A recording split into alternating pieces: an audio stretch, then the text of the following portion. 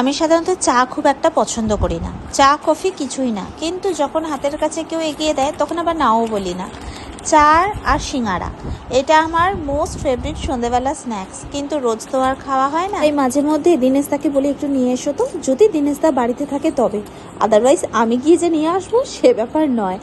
তবে সিঙ্গারাটা ছিল বেশ ভালো খেতে, তার সঙ্গে একটু আলুর চিপসও নিয়েছিলাম, আর গরম গরম চায়ের সাথে খেতে কিন্তু দারুণ লাগছিল।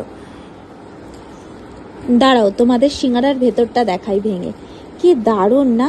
আমাদের পাড়ায় এই মিষ্টির দোকানে এই সিঙ্গারাটা কিন্তু দারুণ বানায়। এটা শেষ না হতে হতে শ্রীমান হাতে করে নিয়ে এসেছেন একটা মিয়ামারের প্যাকেট, যার মধ্যে ছিল দুটো ফিশ চপ, একটা চিকেনের নতুন বাও আইটেম, আর দুটো পেস্ট্রিও ছিল যেটা আমার মেয়ে শেষ করে দিয়েছে।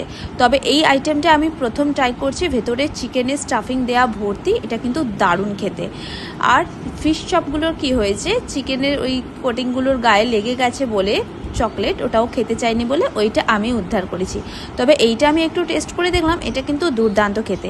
এই যে দেখো চকলেটটা লেগে গেছে, এই জায়গাটুকুনি বাদ দিয়ে বাদ বাকিটুকুনি গরম করে খেলাম, কি ভালো ভেতরে স্টাফিংটা ছিল। যাকে বাবা, আজকে সন্ধেবেলাটা এইভাবেই সুন্দরভাবে কাটলো। সাধারণত রোজের তো আর বাইরে স্ন্যাক্স আইটেম খাওয়া হয় না, এইটা দিয়েই উদ্ধার করলাম।